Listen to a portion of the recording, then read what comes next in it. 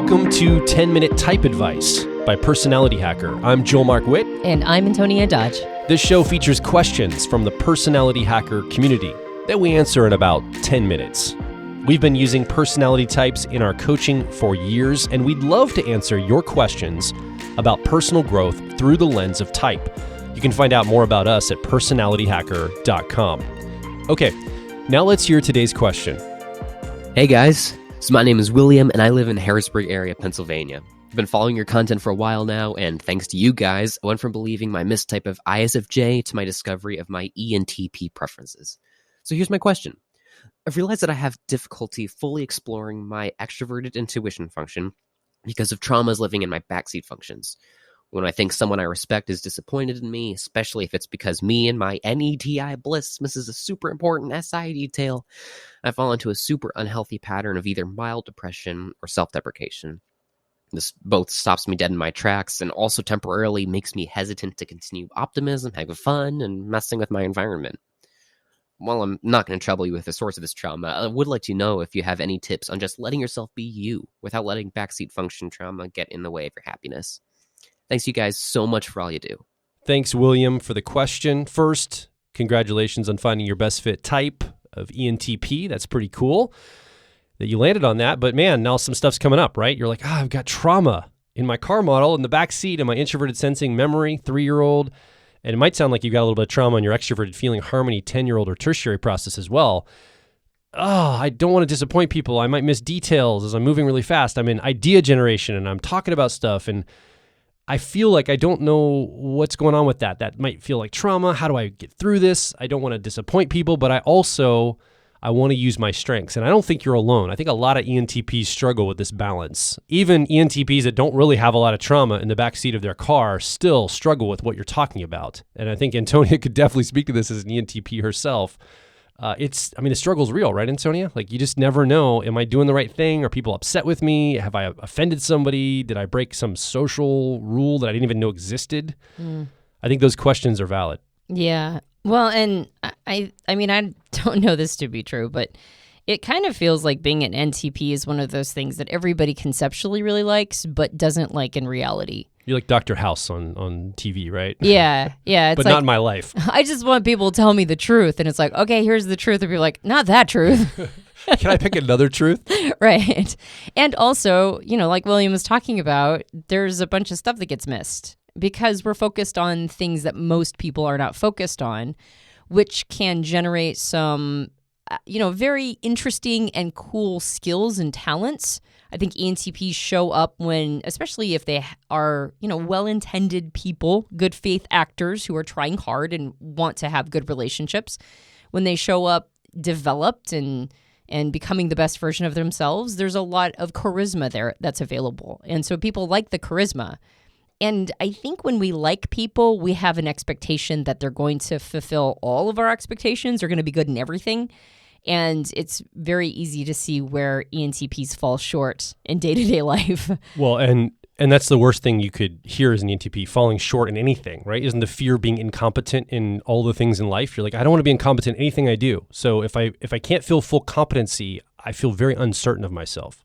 I would say that we don't want to feel incompetent in anything that we personally value. There's a bunch of stuff that I don't care if I'm incompetent in. But okay, fair enough. But if it's something that I value, then I want to be competent in it. But here's the deal. It sounds like William's dealing with 1 degree of separation of value, meaning that he's not competent in things that the people who he loves and the people in his life that he has relationships with, they value it.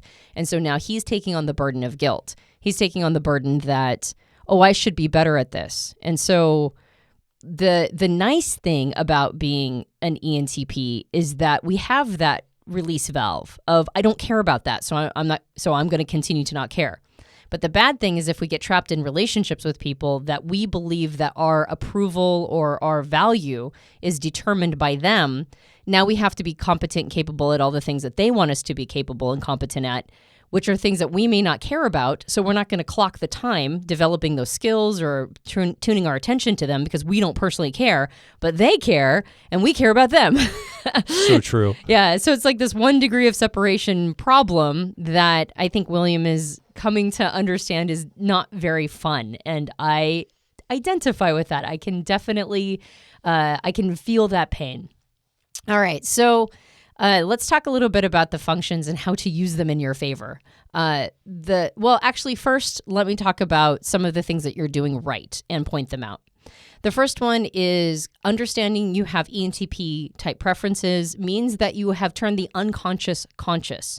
If you believed you had ISFJ preferences before, then you were effectively trying to, sort of fit yourself into a slot that you didn't fit. And of course, you were going to get all sorts of tension there and you were going to get challenges just in trying to fit yourself into the wrong mold. Well, now you have made that experience conscious.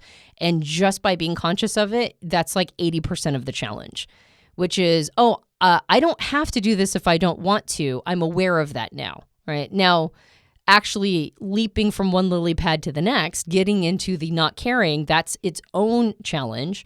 But the first one is awareness, and you're there, and that is huge. That's a big one all by itself. The second one is that you understand you have trauma.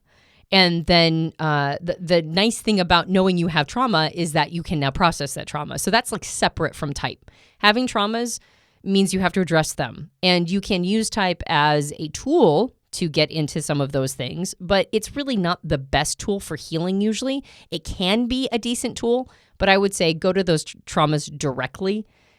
I don't know if you already are seeking counseling or a therapist or just doing healing work through your own practices, but I would highly recommend that. And as you let go of some of the pressure that is inside of us around those traumas, as you let go of some of those, you just feel generally lighter. You're like a lighter person, and it's much easier to do some of the things that I'm about to talk about. All right, so as an ENTP, what's happening here? Well, when somebody gets upset with us because we're doing introverted sensing or memory poorly, they're kicking us in our little danglies, our little introverted sensing danglies that are oh so vulnerable. and it's not nice. Now, they might not know that they're doing that. They might not be aware of it, so we can't demonize them for it or villainize them. But that is effectively what's happening. So it's painful to be called out on something that we already have a high sense of uncertainty around, because that's how we feel about our inferior. It doesn't matter if we're good or bad at it. We're always going to feel a sense of uncertainty. And so they're kicking us right where we're uncertain. And what's happening, it sounds like, is you are taking it personally upon yourself that this is something that's bad and wrong because it has been communicated to you through relationships. And that means that your extroverted feeling or harmony is now involved, which is that my relationship with this person is the indicator of my personal worth, like how they feel about me, which is an overextension of what relationships should be doing. We shouldn't be handing that power over to anybody else. We should be keeping it in-house. We get to decide whether or not we approve of ourselves, whether or not we are allowed to feel acceptable, right? Self-acceptance is really the guiding star in all of this. So if that's the case, how should you be using extroverted feeling or harmony? Well, when you behave towards someone and you discover that you were unkind, not that you were deficient, not that you didn't do something they wanted you to do, but that you genuinely hurt them as a person. And by the way, that doesn't necessarily mean hurt their feelings, right? Because sometimes we can hurt somebody's feelings and it had nothing to do with us, right? They were just a raw wound and we just unintentionally brushed up against them. But we take a stock of it and go, oh yeah, my behavior, my direct actions, probably from thoughtlessness, carelessness, or maybe just being, rude or whatever, right? Because all of us have to deal with some of our bad behaviors. Because of all of this, we did hurt the other person. Legitimately, their pain is something that we can feel a sense of at least partial responsibility around. Okay, well, that mechanism now gives us a feedback loop. It allows us to go, this behavior is probably not acceptable. I shouldn't feel a sense of self-acceptance around the behavior that I did. And that's not a good one, and I'll do what I can to be better in the future. Extroverted feeling or harmony is intended to give us a feedback mechanism as ENTPs on how other people are experiencing us. But it shouldn't be our feedback mechanism on whether or not we're acceptable humans, right? It's about our behavior, not who we are intrinsically. So how do we bring that in-house? How do we bring acceptableness or self-acceptance inside? And the answer for that is to really focus on your introverted thinking or accuracy to create your own sense of core principles. Now, we talk a lot about how introverted feeling or authenticity is about core values. Well, the TP version of that is core principles. And principles and values are very close, all right? They're cousins. And the only reason why we create a distinction between those two things is because one does tend to be a little bit more about conviction and feeling, and the other one does tend to be about logic and sense making. And so it's just a nice way to go. It's fundamentally creating the same emergent, which is a guide rail for our behavior and how we show up in the world, but we're doing it in a slightly different way, so we're going to use slightly different language to express that. But core principles are basically your personal values, and they should be internal, right? It's introverted thinking. You get to decide what those core principles are. Is the core principle, radical honesty and it doesn't matter how other people take it? Or is your core principle that you're going to be as honest as the circumstance or context requires in order to create win-win situations? All right, those are a little bit of distinctions there, but those are the things you have to determine for yourself. And honestly, there's no right answer, right? You get to determine that. Once you determine your core principles, the things that make sense to you as a person, the things you think that create the best results, right? The processes that you're going to employ to become the best version of yourself. Then as you carry out these core principles, you get the feedback mechanism of extroverted feeling or harmony to tell you whether or not you're succeeding, right? Am I successful? One of my core principles is win-wins if at all possible. Extroverted feeling or harmony lets me know whether or not I'm helping facilitate a win-win for another person. And it gives me the ability to communicate some of my truths in a way that's persuasive, where the other person can understand and feel my intent, feel that there is kindness underneath all of that, even if at the top there's like a bit of sharpness around it. And so it helps facilitate a better experience, and it gives me feedback whether or not I'm successful. That's a good use of that function. So what you want to do is you want to have your 10-year-old or tertiary of extroverted feeling or harmony serving your co-pilot or auxiliary of introverted thinking or accuracy, right? Harmony should be serving accuracy. Accuracy should not be serving harmony. And if you can switch that dynamic, if you can get out of this idea that other people get to tell you whether or not you're good, valuable, acceptable, approved of, if you can detether that and go, you know what? Every time I feel that hit, every time I think, oh man, somebody just told me that I did the wrong thing, I missed that introverted sensing or memory detail, the very next thought should be, yeah, but what do I think? Did I stay in integrity with my core principles? And if the answer is, I don't know, because I don't know my core principles, well, now you have a job to do. You have to figure out what those core principles are.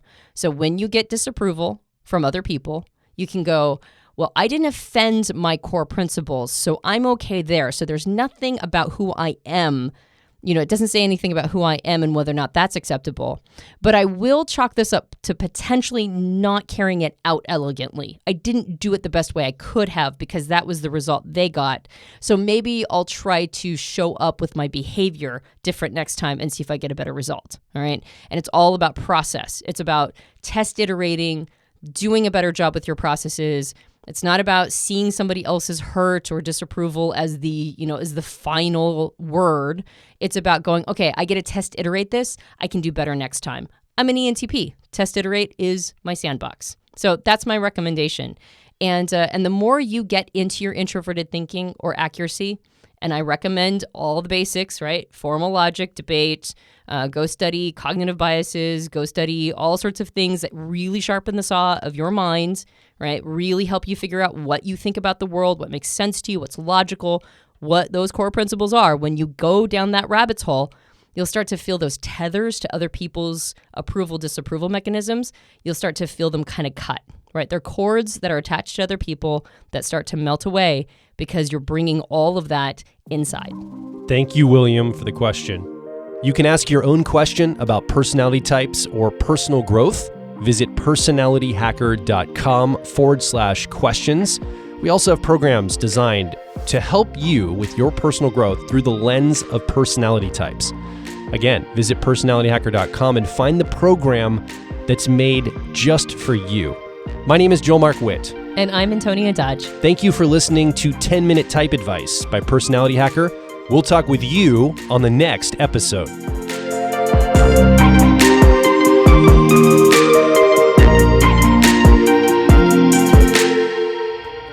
If you're focused on personal growth, I think you'll resonate with our core content over at personalityhacker.com. We want to see you understand how your mind is wired so you can generate motivation, improve social skills, find career opportunities, and master excellent decision making.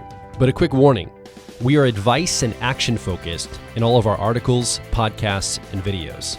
This means that we attract people who like to be challenged to become excellent, to take action, to put in the work to optimize themselves, not simply just gather more information. If you are committed to personal growth and ready to radically find your inner truth, then come over and be a part of our growing community of like minds at Personality Hacker.